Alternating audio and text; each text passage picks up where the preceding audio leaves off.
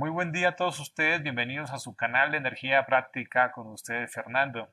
El día de hoy vamos a ver un tema muy importante denominado problemas más comunes que afectan los proyectos de instalaciones eléctricas. Los problemas que vamos a ver también se pueden clasificar como problemas comunes a otras especialidades. Siendo esto un canal de energía práctica, vamos a enfocarnos en los problemas de las instalaciones eléctricas y lo que es el suministro y fabricación de equipos eléctricos. Es importante resaltar que estas realmente son causa raíz de muchos problemas que se originan en las obras. Mas, sin embargo, es responsabilidad tanto de diseñadores, constructores, usuario final, interventores, detectar esos problemas y hacer las medidas respectivas, las correcciones y las acciones preventivas para que no vuelvan a ocurrir. Es que la selección del contratista realmente se realiza por bajo costo y menor tiempo de entrega o de construcción. Hay otras variables que se consideran, pero esas son las dos únicas variables que predominan mucho en la adjudicación de contratos. Por parte del contratante, pues a veces los tiempos registrados en las especificaciones de contratación o licitación son realmente ridículos porque no se ajustan a una realidad de proceso de fabricación y construcción de instalaciones eléctricas. Por ejemplo, cuando se importa un equipo especial importado, pues digamos hay unos tiempos de diseño, de estudio de las especificaciones, de fabricación, de pruebas FAT, de embalaje, de transporte, de revisión de interventoría, ajuste de correcciones. Y si todo está bien y todo sigue su curso, pues la idea es que estos equipos se pongan en marcha. Lo mismo pasa con las construcciones eléctricas. El tema es que las instalaciones eléctricas no es un mundo ajeno, porque las instalaciones eléctricas dependen de las demás especialidades, de la instalación de la bomba, de la instalación arquitectónica, de los acabados, de por dónde van las vigas, las columnas, los pisos, las ventanas, los techos, etcétera, etcétera, etcétera.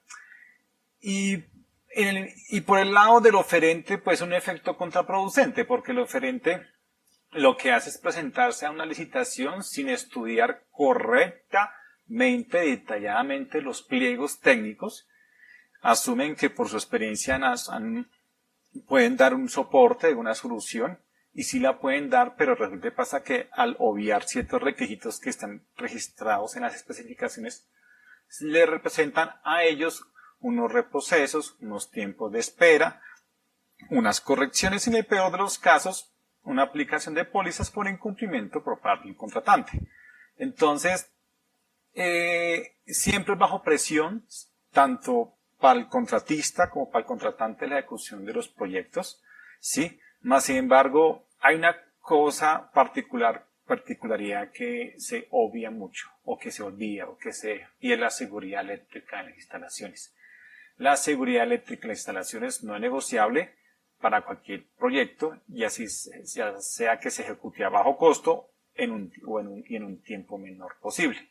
Es decir, es responsabilidad del contratista mantener y garantizar la seguridad eléctrica de sus suministros y la construcción de sus instalaciones eléctricas. Otro problema que aqueja a los proyectos de instalaciones eléctricas es la falta de capacitación técnica de los que hacen la ejecución en el proceso de compras. Quedó mal. Es el proceso de compras. Resulta que pasa que hay dos variables que tienen que tener en cuenta, de tantas variables que tienen que tener en cuenta los ejecutores del proceso de compras, pero las más importantes es que de todas las variables hay dos importantes, muy importantes. La primera, que lo que el área técnica le especifica, técnicamente hablamos de cables, de calibre, de metraje, de colores, de configuración, de clase, aislamiento, si es un transformador, qué tipo de transformador es, la potencia, si es de cobre, si es de aluminio, si es ONAN, si es ONAF, si es en acero inoxidable, si es otro material, si es de núcleo apilado o otro tipo de núcleo, si es aceite convencional o aceite mineral, etcétera, etcétera, etcétera. Y la otra variable que tiene que tomar en cuenta es que para poder comprarle a un proveedor de equipos eléctricos es que esos equipos deben estar certificados. Cada país tiene una reglamentación, una norma por la cual exige bajo qué norma o reglamento debe estar certificados ciertos productos. Aquí en Colombia los productos eléctricos, la mayoría deben estar certificados conforme a RTE por un organismo de certificación de producto, acreditado por ONACA.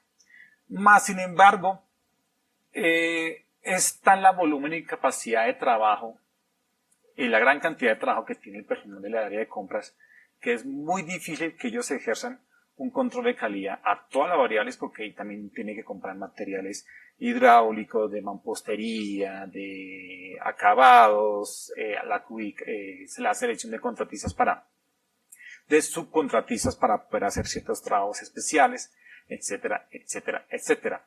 El problema es que cuando llegue la interventoría o las empresas o las autoridades que hacen los procesos de inspección exigen los respectivos certificados de producto. Puede suceder dos cosas. Una, que el producto digamos que cumple con la especificación, con lo que requiere el proyecto, ya sea por tensión, por potencia, ¿sí? Por dimensión del equipo, pero que no esté certificado. O la otra, que llegue el material y como no se hizo una inventoría previa, un aseguramiento de calidad del material antes de que llegue la obra, pues el material puede que llegue en las condiciones óptimas, pero que sea inseguro. Le falta enfrente muerto, hay una consideración que no cumple a distancia de aislamiento entre el barraje y la lámina del tablero eléctrico, etcétera, etcétera, etcétera.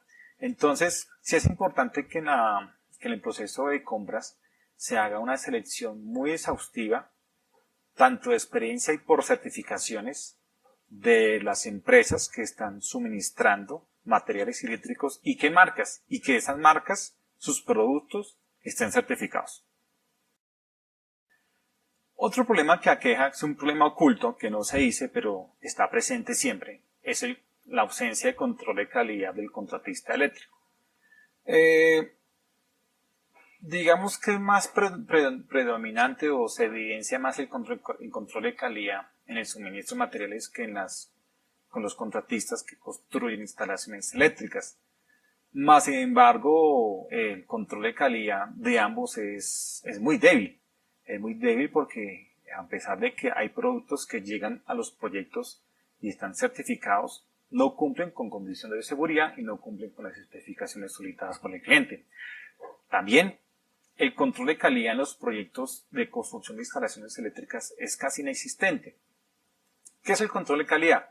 Ellos mismos tienen que encargarse de desarrollar su instalación eléctrica y una vez finalizada, verificar si cumplen tanto con normativa, con los requisitos establecidos tanto en los diseños eléctricos y las memorias. Sabemos muy bien que lo que es el alambrado, el aparateado, la instalación de los equipos, la instalación de la postería, de la red, lo hacen técnicos electricistas, calificados y certificados para eso. Más sin embargo, es muy poca la presencia a veces de un ingeniero que esté pendiente de ciertos trabajos en los cuales no solamente tiene que estar pendiente de la parte administrativa, sino también de la parte ejecutoria de los proyectos, para saber si los métodos de alambrado son los adecuados, si se está cumpliendo con las rutas especificadas en el diseño, si los materiales que se están suministrando e instalando no se están perdiendo, si las potencias de los transformadores o de los equipos eléctricos son adecuadas y ajustadas a lo que diga el diseño, verificar si existen desviaciones. Eso tiene que hacerlo el contratista. Si existe alguna anomalía o alguna desviación con respecto a la norma, ya es responsabilidad de él corregirla. Y esa corrección tendrá que comunicarla en su debido momento al director de obra y al diseñador eléctrico. Lo importante es que todas las consideraciones que vengan del diseño y que se ejecuten en la obra no me vayan a representar a mí un peligro ni un riesgo eléctrico.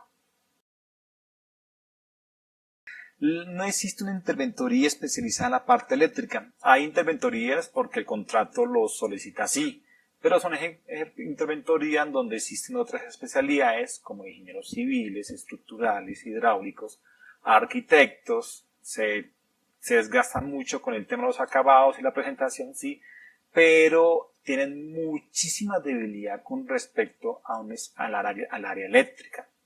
Se han cometido imprudencias de especialistas de esas áreas con respecto a la área eléctrica, claro que sí.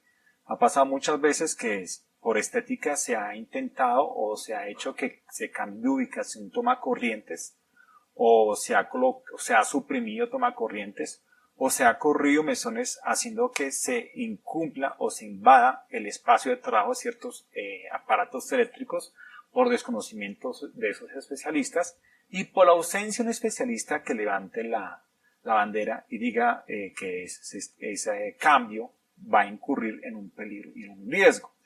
Entonces es muy común. En el tema de oil and gas, la interventoría eléctrica sí es especializada, pues debido a que la industria petrolera, una instalación eléctrica de ese tipo deja de trabajar y obviamente la producción, la extracción de crudo para y una parada cuesta millones de dólares. Entonces, además de que en ese tipo de instalaciones estamos hablando en ciertas áreas de áreas clasificadas, entonces el tema es mucho más delicado. ¿Es muy débil la interventoría? Sí, inclusive en la parte de iluminación también. En grandes proyectos de grandes superficies, algunas veces se contrata interventoría en la parte eléctrica y en interventoría de iluminación.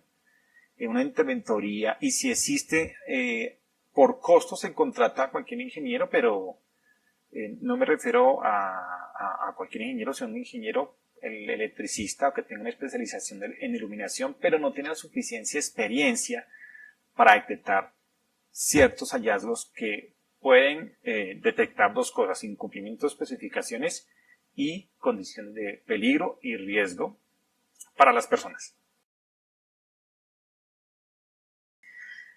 Un diseño eléctrico en un proyecto tiene que tener muchas variables para su estudio, normativas y de ajuste a la necesidad real de la instalación y del proyecto.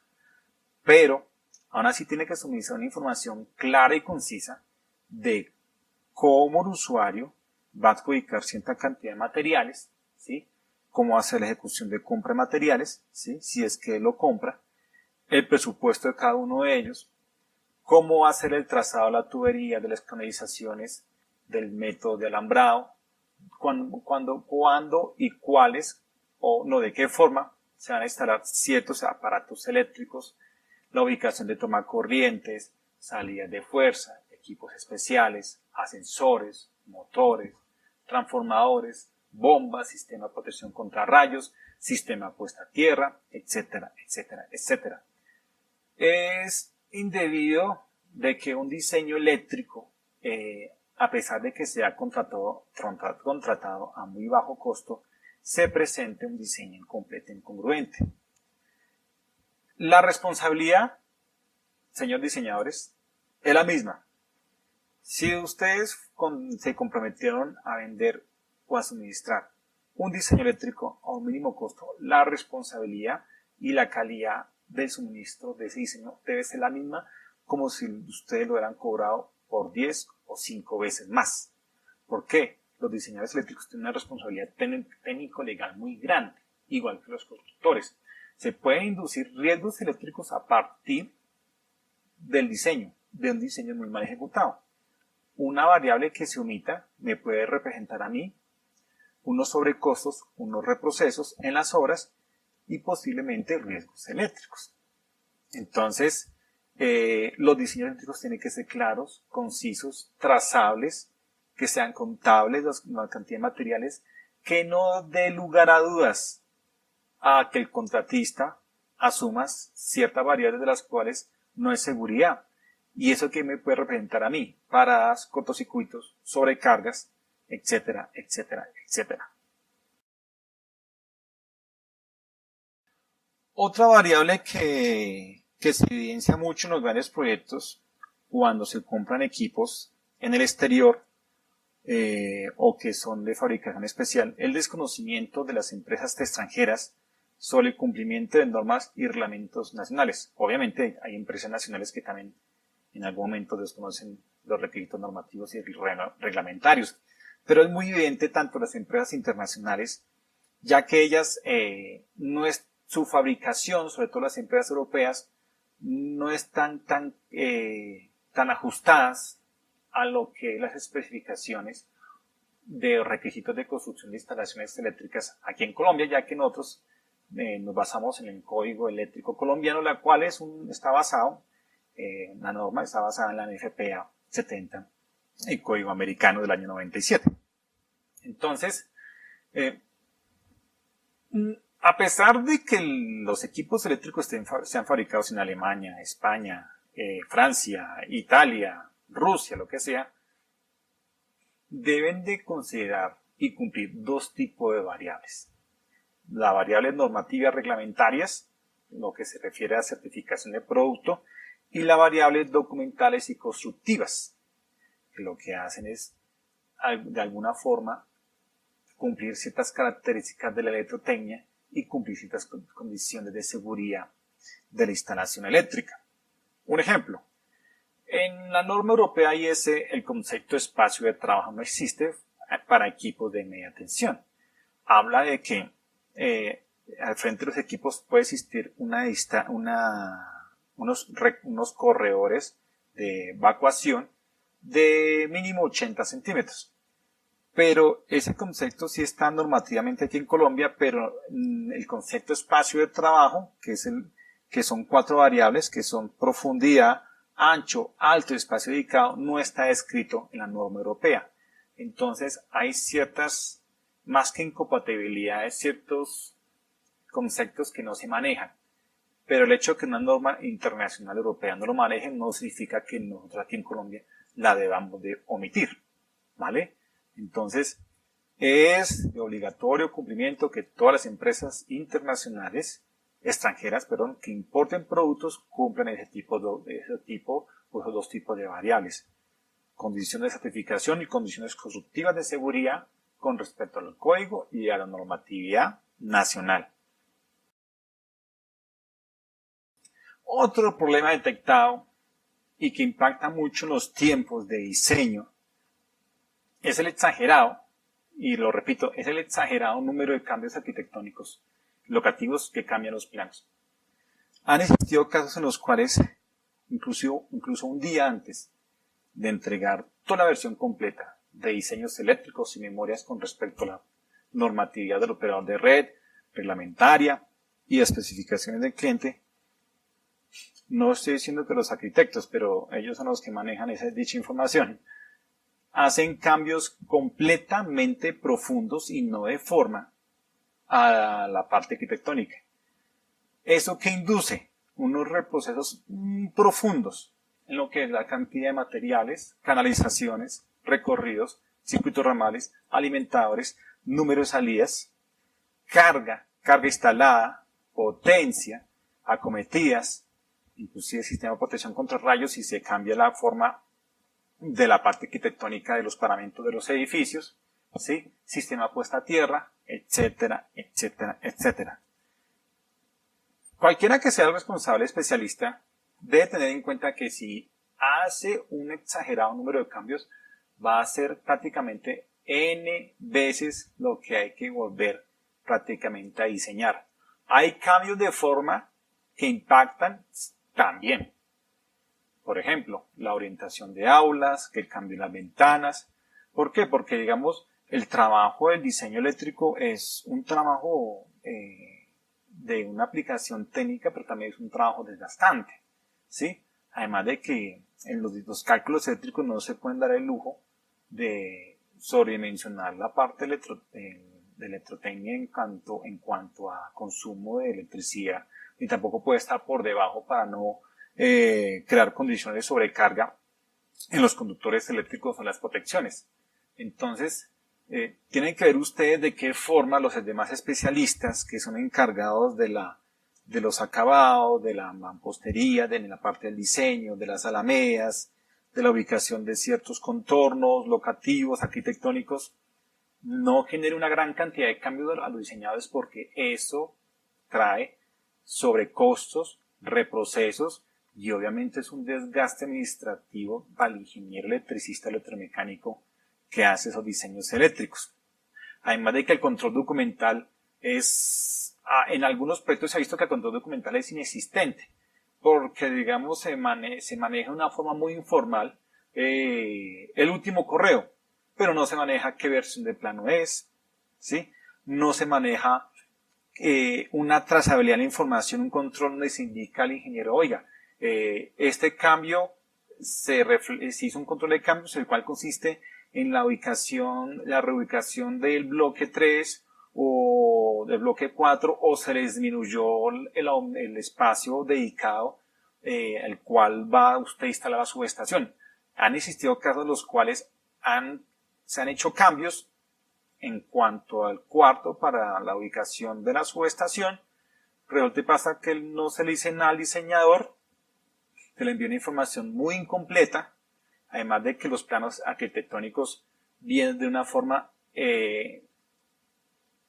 dibujada para ellos. Hay una cantidad de líneas en el AutoCAD que en nosotros la parte eléctrica no nos sirve para nada.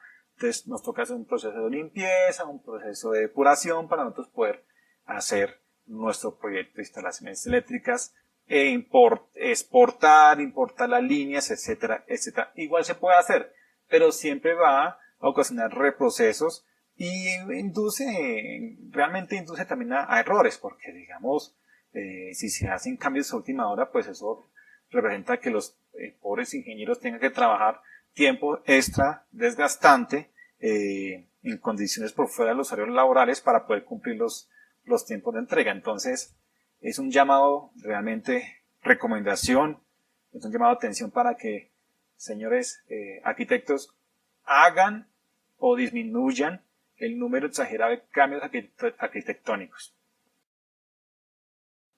El otro problema que se evidencia es la falta de conciencia colectiva sobre los peligros y riesgos eléctricos de las instalaciones eléctricas. Y es un común denominador de todas las especialidades y de toda la rama involucrada en un proyecto eléctrico. El diseñador, el constructor, el dueño de la obra, el interventor, quien recibe la obra, inclusive un usuario. Hay que tener en cuenta que el manejo de la energía eléctrica involucra el cumplimiento de unas normas, unos requisitos, unos reglamentos, unas variables en las cuales no podemos estar obviándolas y de alguna forma asumir cosas, asumir los cambios que me van a impactar.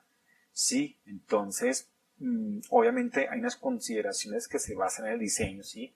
Pero el diseño no lo puede establecer todo, porque entonces sería que junto con el diseño se entregue una copia de la norma y antes de construir el constructor tenga que leerse todo el diseño detalladamente y tiene que leer toda la norma.